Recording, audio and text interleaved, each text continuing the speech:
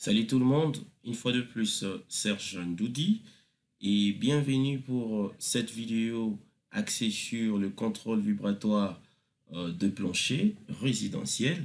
Nous avons ensemble précédemment abordé les questions autour de vibration de plancher résidentiel. Il y a eu deux vidéos. La première dédiée à tout ce qui est paramètres entrant dans les contrôles vibratoires.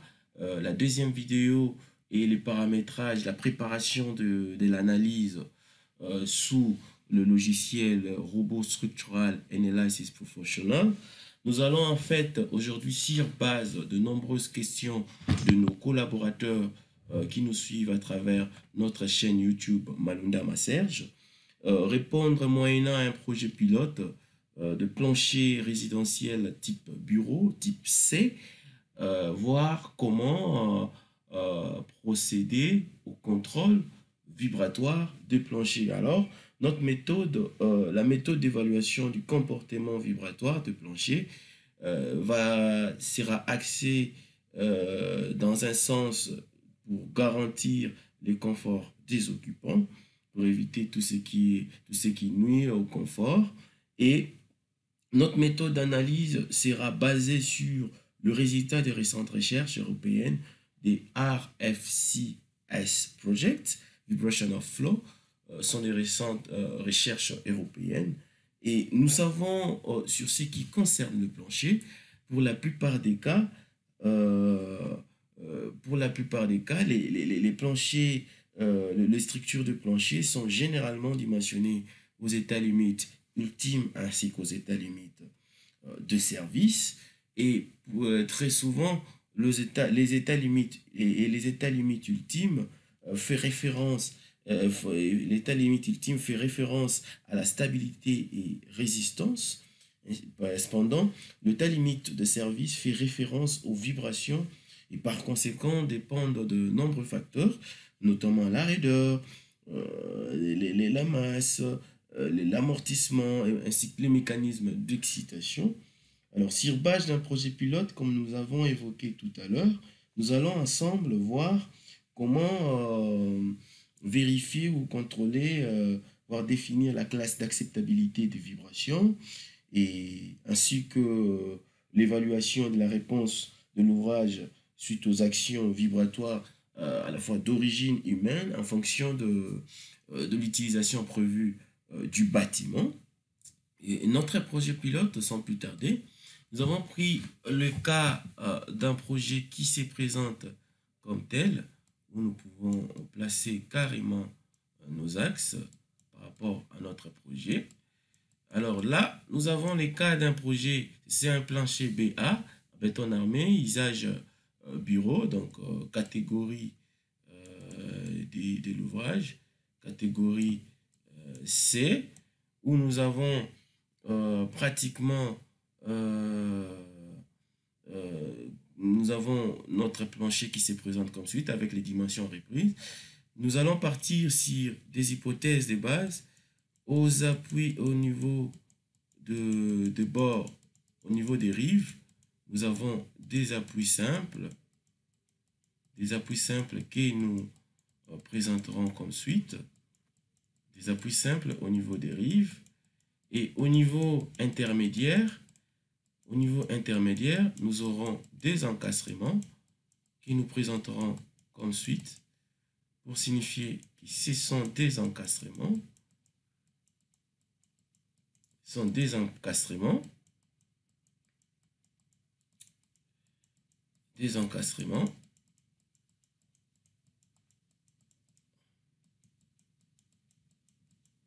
Des encastrements. Alors, nous allons partir d'un panneau critique d'étude.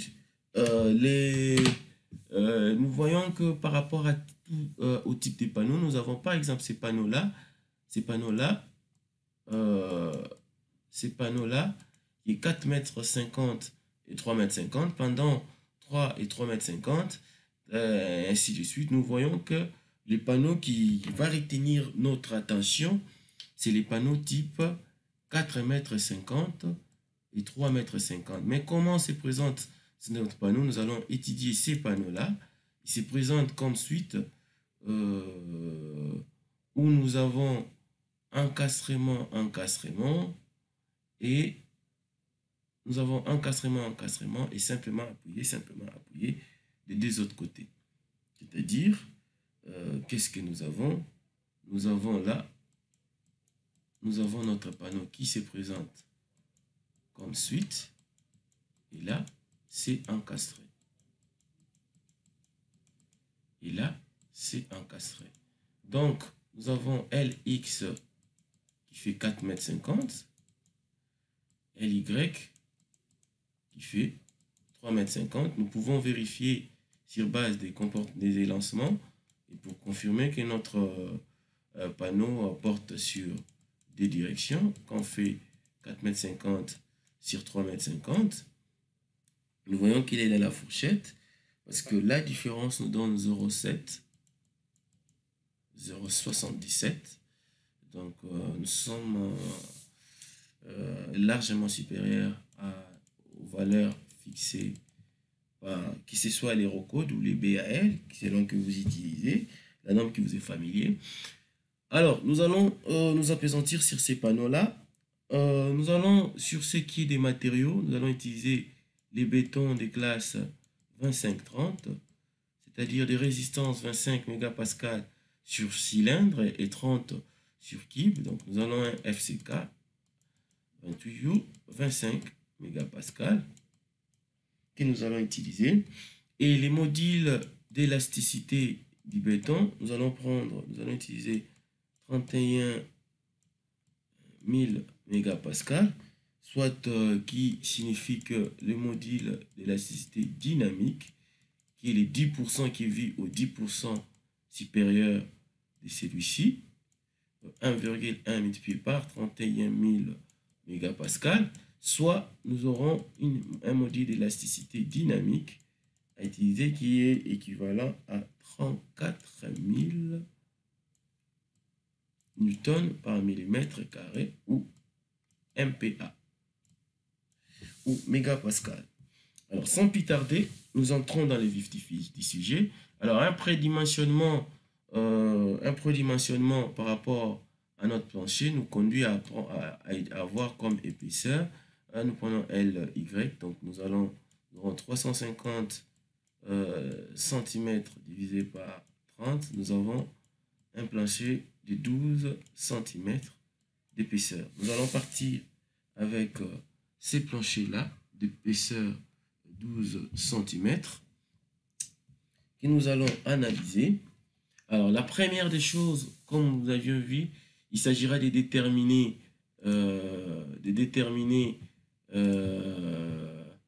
il sera question de déterminer l'amortissement. Nous avions vu ensemble que l'amortissement était fonction de trois amortissements, provenant de trois origines. Les premiers, c'était les cas provenaient des matériaux utilisés. Nous avons les bétons armés, avec les facteurs D1, c'était pris à 2%. Et pour ce qui est de l'exploitation, nous avons un bureau open space, D2 est évalué à 1%.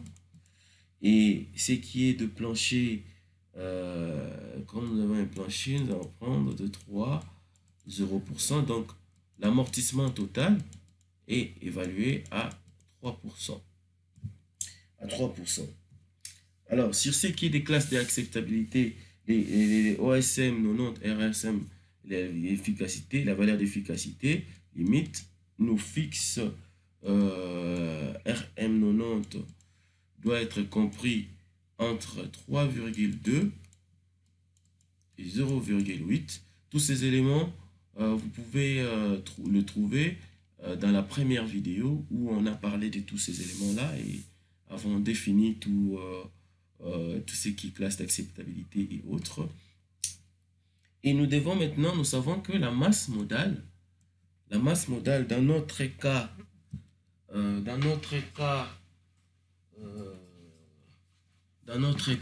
où nous avons notre plancher qui se présente comme suite, nous avions dit simplement appuyer à des bords et encastrer également à des bords. La masse modale est évaluée à bêta divisé par la masse totale. Et quelle est la valeur à prendre dans ces contextes? Nous avons ensemble défini ces valeurs-là. Nous avons ensemble défini ces valeurs dans ces contextes-là. Nous savons que dans ces cas-là, bêta est prise comme égale à 0,2. Et vous trouverez toutes ces valeurs dans la vidéo précédente. Et une fois connaissant cette valeur, nous pouvons à cet effet définir la masse modale. Pour ce qui est de la masse modale, donc nous allons garder l'amortissement de 3%. Nous devons définir maintenant la masse modale. Pour ce qui est de notre masse modale du système, nous devons prendre en compte d'abord les poids propres. Les poids propres, j'ai par rapport à notre élément, j'ai 25 000 kg par mètre cube. Je vais multiplier par les dimensions. Longueur et largeur, c'était 3,50 m. 3,50 m et puis 4,50 m. Multiplié par l'épaisseur de l'élément, 0,12 m, donc 12 cm. Ces calculs me donnent soit 4725 kg comme poids propre. Je vais prendre la masse, la charge d'exploitation participante. Pour ce qui est des bureaux open space, je peux aller jusqu'à prendre une charge d'exploitation évaluée à 2,5 kN par mètre carré, soit évidemment 250 kg par mètre carré. Donc, pour ce qui est de la masse modale, on prend 10% participants d'actions participantes dues à la charge d'exploitation, qui exploitation 10%, revient donc à prendre 0,1 multiplié par 250 kg par mètre carré, multiplié par 3,5, multiplié par 4,5. Ceci me donne carrément, me donne 393,75, soit 395,75 kg. Et pour trouver la masse totale du système, la masse totale du système n'est rien d'autre que la somme de la masse totale mtot du système, n'est rien d'autre que la somme du poids propre, qui est exploitation 10%, qui me donne comme une masse totale évaluée à 5000. La somme me donne 5118,75 kg. Donc, c'est-à-dire en multipliant maintenant par la valeur 0,2, j'ai une masse modale évaluée à 1023,75 kg. Là, nous avons défini deux éléments importants pour nous. Trois éléments. Nous avons défini l'amortissement. Nous avons défini la classe d'acceptabilité. Nous devons vérifier dans cette fourchette recommandée. Nous avons défini la masse modale du système. Et maintenant, nous devons vérifier, définir un élément important qui est la fréquence. Nous allons définir comment calculer la fréquence.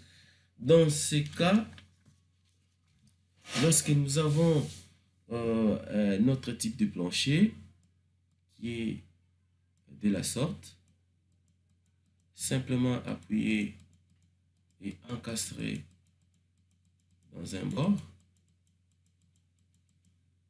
simplement appuyé encastré dans un bord. La fréquence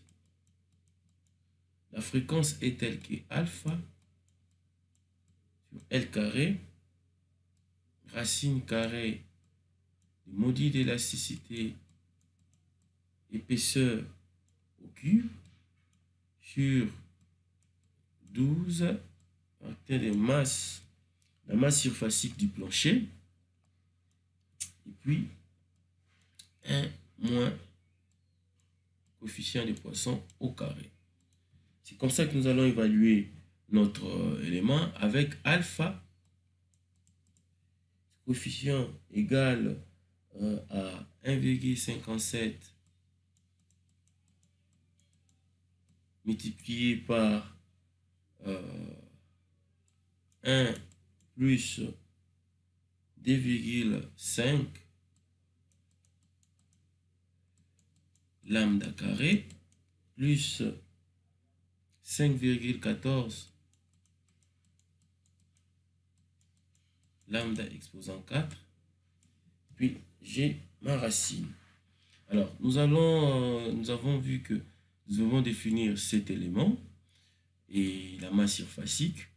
Et lambda ici n'est rien d'autre que les rapports entre les grands côtés et les petits côtés. Donc, je prends 4,50 m divisé par 3,50 m qui me donne en fait une valeur de 1,2. 1,2. Et sur base de ça, nous pouvons calculer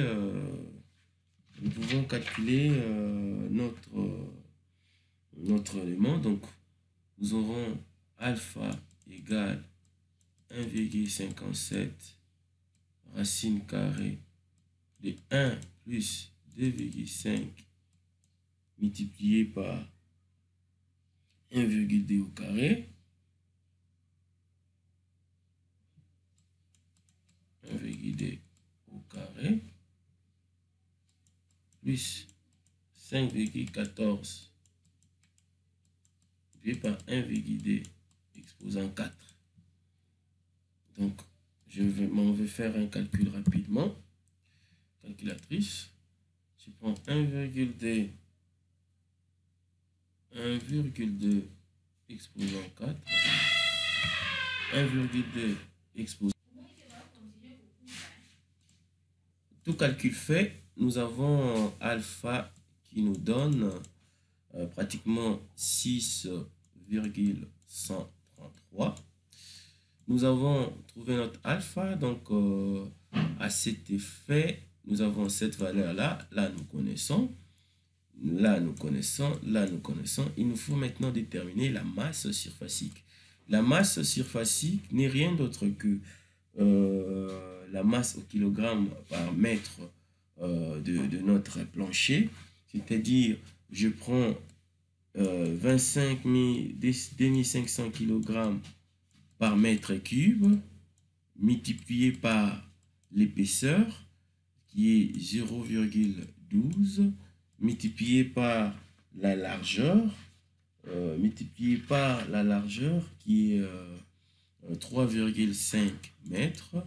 Ceci, tout calcul fait, me donne 1050 kg par mètre.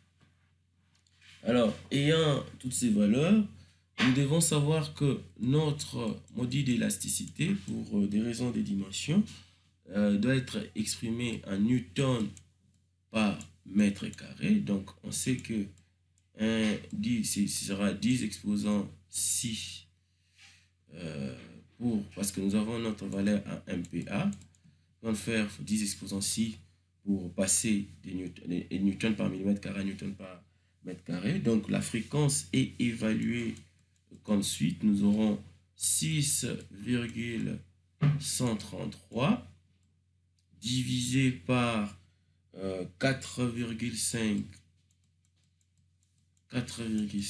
au carré multiplié par j'ai pratiquement 34 100 fois 10 exposant 6 multiplié